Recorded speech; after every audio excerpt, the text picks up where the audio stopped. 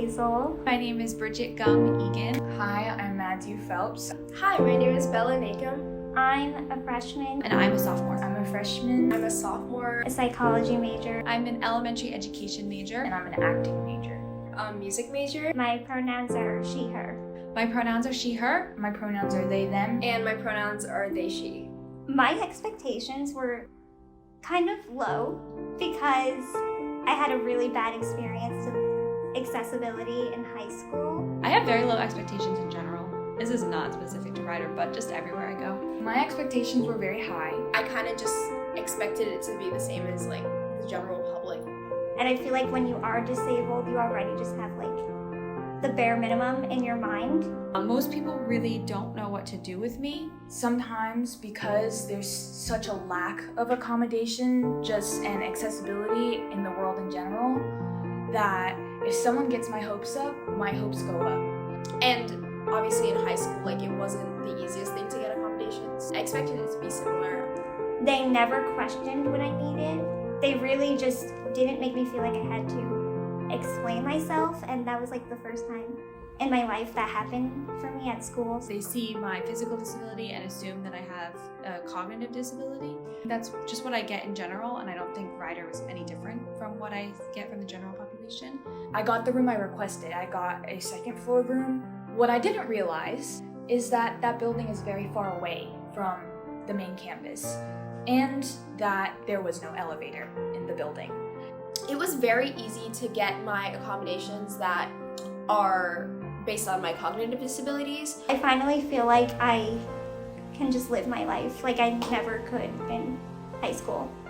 Just living here and being here and just kind of being like my peers, I finally feel like I am a part of my peers. You know, in Zoom, no one could actually see that I had a disability, so I wasn't actually treated any differently.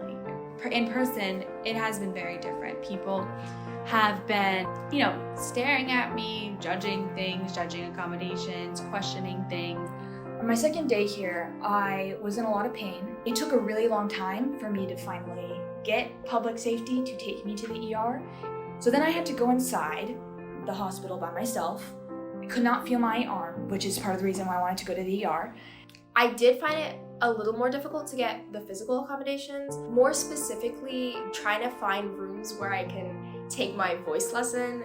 My voice teacher is on the second floor. That's where her room is, and there isn't an elevator in that building, so I didn't have my voice lessons for the first week or two. Obviously, I'm friends with a lot of disabled people, and I think that every disabled person's experience is so different. I've had to fight for some things here, but I feel like I'm always in fight mode. I always have to go to these places and these meetings expecting them to say, well, we don't want to do that, or we can't do that. And every time they're like, well, are you in a wheelchair? Well, are you on crutches? Well, if you don't use any mobility aids, why do you need our help?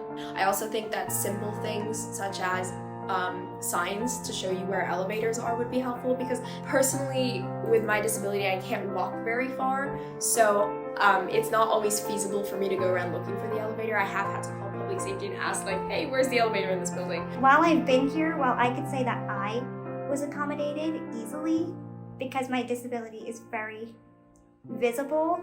I do know some people who don't get their accommodations or things they need so easily. And I feel like people are sometimes really by the book, and that leaves out room for being flexible and accommodating and adaptable. I would make it so people who you don't see are physically disabled don't have to explain themselves. Disability as a whole just needs to be treated better by the general public.